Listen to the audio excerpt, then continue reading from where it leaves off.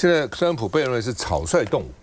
昨天你看白宫发言人那个美女发言人说，她说川普感觉伊朗要打美国了，感觉伊朗打美国，所以我们就要先下手为强。军事行动用感觉的，所以呢，现在说他是草率动武，他打伊朗缺乏进退的策略。为什么要进？什么时候进？进到什么地步要退？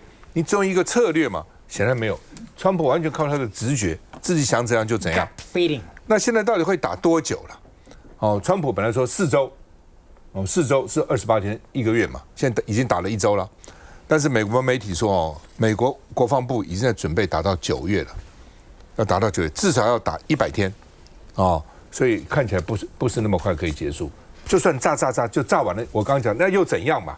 炸啊，哦，日本打中国也是炸啊，有一个菜还叫做轰炸什么轰炸重庆了，炸给你炸啊。哦，炸又怎样呢？你还是要地面部队出动嘛？你知道地面部队一出动，伊朗就是进来了，进到我的这个泥淖里面来了。那现在呢，五角大厦要增加人员，所以并没有做好充分的准备。怎么现在在征人呢？早就要征人了哈。美国的前外交官费耶斯坦说呢，他负责中东的事务的。他说就看起来像早上醒来哈，然后决定说今天干什么呢？打仗去，去郊游，去打仗。早上醒来，一觉醒来说今天做什么？打仗。好，那好，昨天我们讲美国参议院表决说要限制川普的权利，输了。哦，民主党输了，为什么呢？因为共和党参议院就是53个人，一共100个嘛。然后民主党呢，这个是不够的，45，无党籍2个47，所以是53比47。那民主党通不过众议院，其实也没什么意思，就参议院通过众议院的，只是做个样子了。但是还是要表决一下看看，219比212还是没通过。而且这里面呢，有4个民主党员跑票，2个共和党员跑票，哦，都有跑票的，哦，就4个民主党员就说应该支持。当对外面打仗的时候，有的时候呢，你很难不支持总统的，对不对？就像南韩那个尹锡悦当时想，为什么要戒严？因为北韩打我们，哦。那另外呢，这个现在参议院跟众议院都否决了嘛，它叫做伊朗战争权利决议，所以川普可以打啊。那另外呢，美国第1架撤侨专机昨天起飞了，3月4号，他们说已经有17500个美国人自己想办法先走了。不管是空路啊、海啊等等，先走了哈。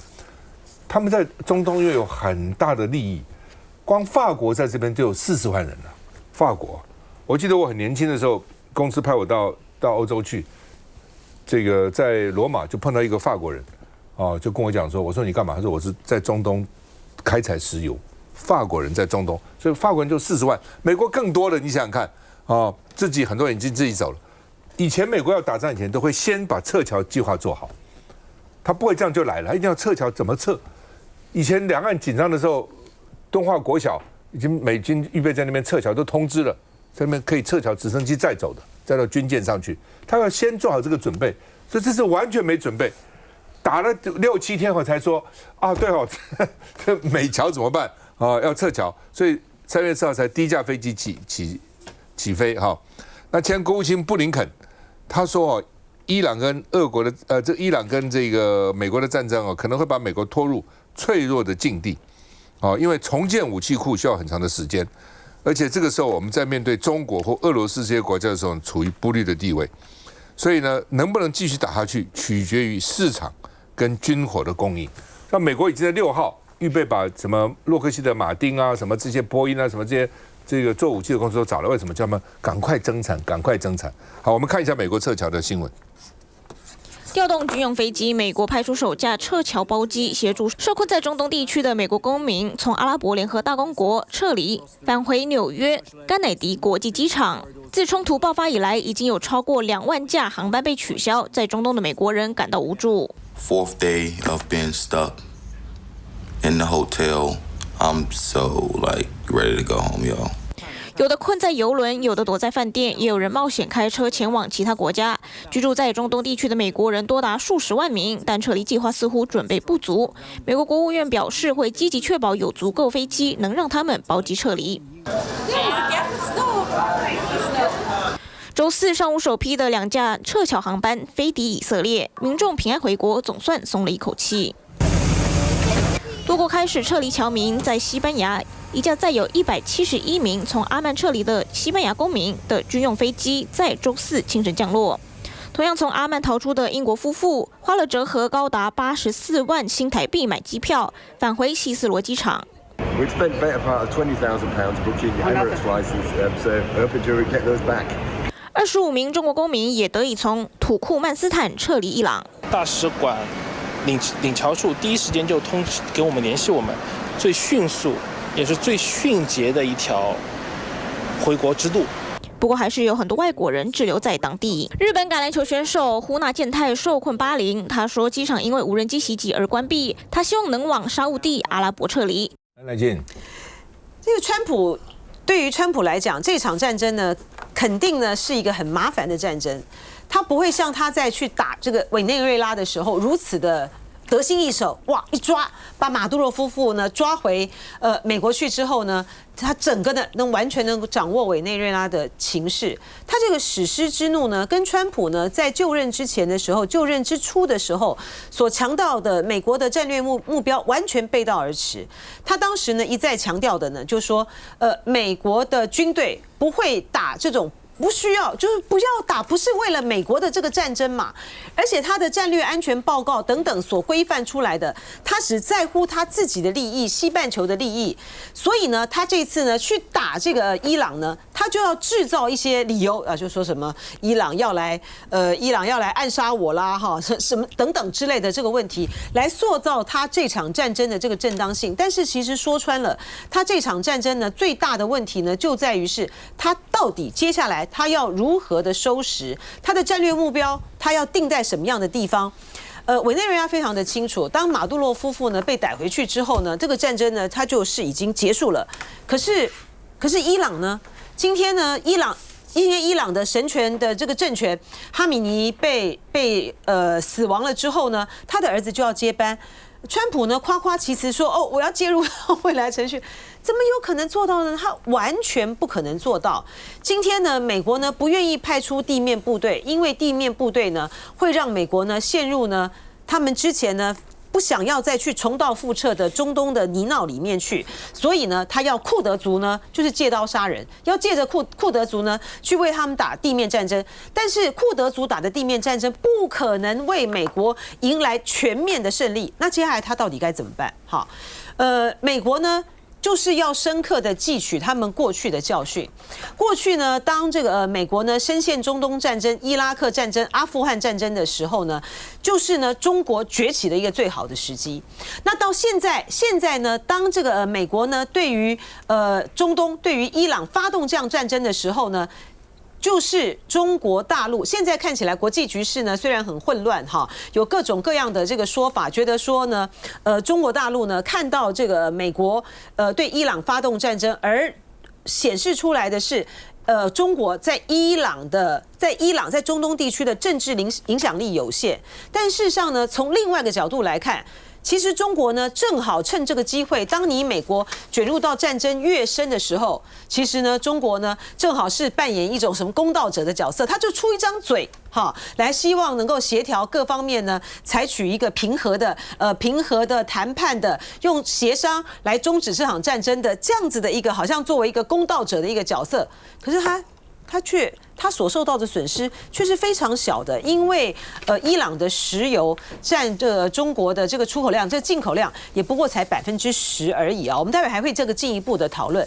还有另外一点呢，其实对于伊朗来说呢，也是非常的困扰，也是非常的痛苦的一个很困难的一个决定，就是伊朗在一开始的时候，他对于中东的这些的邻国呢，采取这种大规模式的这个攻击，他本来是希望说这些中东国家受到波及的国家能够跳出来，然后呼吁美国这场战争应该要停止。可是现在呢，显然呢，这些国家呢，除了口头上面呢，呼吁或者是谴责之外，都没有采取行动，都不愿意卷入这场战争，这使得伊朗现在面对处境呢是孤立无援的。不，基本上这些中东这10几个国家本来跟伊朗处的也不好了。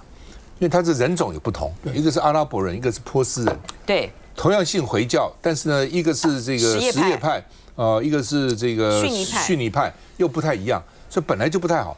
这是中国为什么没有很积极的去支持伊朗？因为他如果积极支持，他就得罪那个其他的10几个阿拉伯国家，所以他采取的也是这种口头声援一下，联合国讲话，也不敢太积极了哈。我前2天在想说呢，还好诺贝尔和平奖没有给川普。都给川普不是个笑话吗？但是我今天又想说，那个当时如果给他了，他会觉得我已经拿了诺贝尔和平奖，所以要乖乖的，不要变成一个战争贩子哈。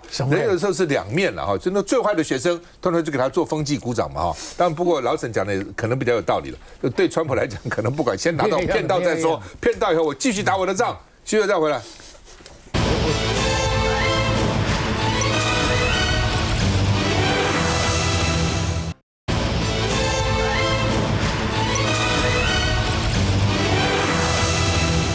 美伊开战，油价涨，特别说这个伊朗去打了什么油轮啊，打了油轮啊，荷姆兹海峡控制啊什么的哈，油价上涨，川普讲了，涨就涨，打仗比较重要，涨就怎样他嘴巴这样讲，美国油价上涨，物价就上涨了，油价上涨，股市就下跌了都联动的伊朗去炸这个巴林的油厂。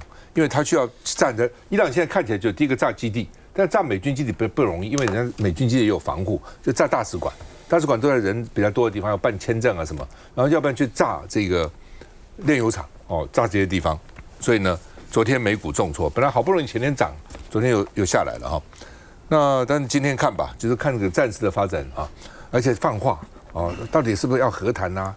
到底是不是伊朗已经弹尽援绝了那另外呢，荷姆兹海峡是不是封锁？伊朗有2种讲法，一种是封锁，一种是没有封锁，还有一种讲法是呢，只准中国船这个出入。那另外讲出呢，只对美国、以色列这些国家的船呢禁止所以它有不同的讲法那说严禁美国、以色列跟欧洲盟友船只通过大概最新的讲法是这样子那美以欧所以呢，中国船可以安全的通过所以中国昨天一个叫铁娘子号，不懂中国船怎么会取个铁娘子号？我本来以为是个英国船，中国船叫铁娘子号Ion 铁娘 Madam 通过，昨天一只船通过了一条船通过了所以看起来的确只要跟这个他让你通过就让你通过了那另外呢，沙烏地阿拉伯很紧张，说没有关系，他们找到替代航线。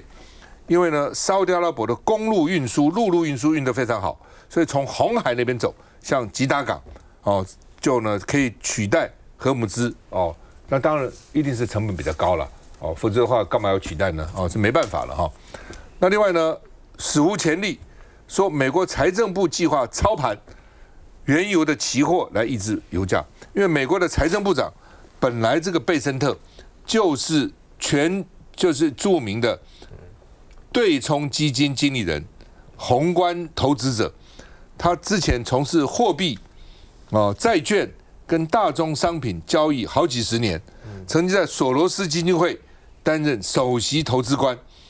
他创立了宏观对冲基金所以呢，他们想用期货的方式来抑制这油价从来没有人做过，能不能成功也不知道。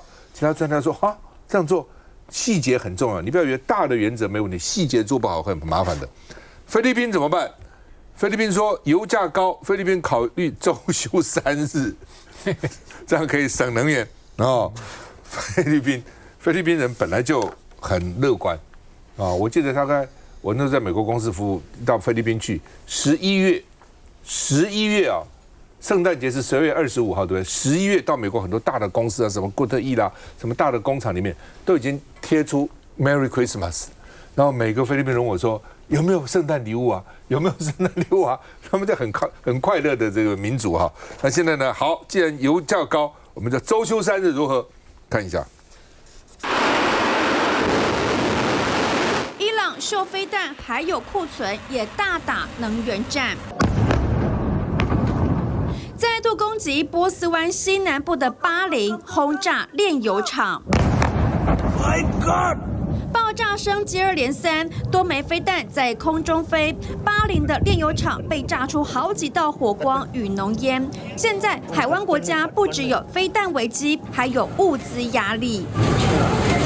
赌杜拜的超市涌现抢购潮，货架上的食品几乎被扫光。Includes UAE, Saudi Arabia, Qatar, Bahrain, and Kuwait. Depends a lot on containerized imports of essential commodities, especially food, that come through container ports. 荷姆兹海峡被封锁，切断货物与邮轮运输，导致美国原油价格上涨8.5%，来到每桶81美元，创下2024年7月以来的最高点。全球基准的布兰特原油涨4.9%，每桶85.41美元。The whole world is exposed now. Any war that happens in this region isn't a regional war. This is a war that impacts the entire world, and the U.S. isn't completely immune for it. 油价升高就预期加剧通膨。美股5号收盘，4大指数全面收黑，道琼大跌784.67点。Markets have a bit more issues dealing when supply chains get disrupted because that starts to impact economic activity, GDP, inflation. 各国油价已经飙高，还有德国民众干脆跨境到波兰加油。美伊战争预计打4周，若冲突越久，全球的经济危机也就越高。老沈，你发了战争财，说说。我刚才听你讲了一大堆这个，我真的替你担心。担心什么？因为我晓得你很有钱。我有个什么钱？还有你讲了很多，我跟你差远了。就是说战争啊，石油会怎么样啊？你没讲的，就像比特币啊、黄金啊、白银啊这些会怎么波动？根据很多金融专家的经验，战争除非是打长期的，这种不会长期的战争啊，这个波动，靠这个波动想要赚投机财的，最后都亏。就不动的人赚最多，不然你看石油好了，你每天你看那个石油的波动，其实只要有一个油轮通过那个红海峡，它就下来了。你知道，太敏感了，敏感到你想去赚他的钱，其实是不聪明的。那我们花很多时间在讨论说，川普讲什么，他的部下这个战争部长讲什么，其实我们没办法，我们不得不这样。但是我们是很笨的，因为川普讲话值得讨论吗？川普，你刚才讲过的是靠什么？靠直觉 ，gut feeling， 你知道？他就乱讲，啊，他的部下的要活，要在他的部下，他的淫威之下存活的部下，只有2个条件，一个是拍马屁，还有一个就是顺他的口气讲，啊，所以都是不可信的。他现在大家啊，权威大家预测说9月，其实起码打了9月，他就要打一个漂亮的结果。来给选民交代。11月期中选举，所以我11月的选举还有救。你算了，我跟你讲，这已经是个没救的，对你来讲是没救的打仗。我请问你2个问题好了，一个他现在在撤侨，现在美国在全世界真的是日不落国啊，他的侨民也好，军人也好，到处都是美国人。美国人最怕被抓，你知道吗？美国人到处都有，这个伊朗只要把你抓几个。当作人质，你吓死的。还有你现在撤侨，随时什么时候你把他送回去原来的单位，那撤容易啊，回去就难了啊。还有第2点，我告诉你，现在国会投票也好什么的，你现在总统打仗了，你起码这个跑票的箱底，起码就是根据这个政党的分界线，你就这么，这个是很坏的消息啊。以前布希的时代一打仗，2党通通进来。挺他上去，现在只有你这个党的人挺你啊，这是非常不好的消息。有一个问题我要问川普，但是川普也不会听我的了。现在共和党里头最坚定挺他的就 MAGA 的，那我请问你，你打了委内瑞拉，将来会打古巴，现在打这个伊朗啊，这个乌克兰也算你有份的。这一条线，这4个国家横的。好像在一条线上，我请问 Mr. Trump， 这个跟你的 MAGA 有什么关系？一点关系都没有。我跟你讲，他为什么要 MAGA？ 就是美国人穷了嘛。谁让美国人穷了？你知道吗？4小龙加日本加中国，中国是你的敌人，其他5个通通是你的盟友啊！你拿我们这些盟友一点办法都没有。是坦白告诉你，是我们让你穷的。那你搞关税搞什么？一点办法的，这才是最大的笑话。你有种来搞亚洲4小龙加日本加中国，你没有办法处理这6个国家，你就是完蛋了。川普沈富雄让你们穷的，跟我们无关哈，开玩笑啊。他已经放话，下个就是古巴了，要继续干了啊！我已经讲过了，我刚才把古巴都讲进去了，没用，跟你妈卡无关嘛。整个天然气跟石油的价格啊，如果不断上升，当然有人预判会到$120了。但川普当然无所谓啊，因为美国的它是出口国嘛，价格高呢对美国的财政是有帮助。但你刚刚提到那个财政部长哦，他搞期货是有道理的。那搞期货他不但能赚钱，而且他就用一个平衡的架构啊，对，就是整个成本大家亏不会很大，基本上就是不想让整个物价上涨。这个策略基本上是应该是对的方向。可是又救了谁？又救了俄罗斯。普丁呢，他也是出口，那这个价格一上升呢，普丁的收入就多了。那弹药呢，整个集中到这边来，那乌克兰泽连斯基就急了，所以他要平衡两个战场。那还有，假如我们刚刚看到这么多的战场，然后这么多的攻防，那加上这个油的上涨以后，经济的影响。基本上，川普现在讲的大话啦，什么战争就是要赢啊，其他不重要啦。他的脑子里面呢，现在的最高战略基本上就是说，包括他4月份要去访问上，都已经不重要了。他的期中选举，假如期中选举今天失败了，在国会不再是两党平衡，而是一边倒向民主党的时候，MAGA 就变 taco 了。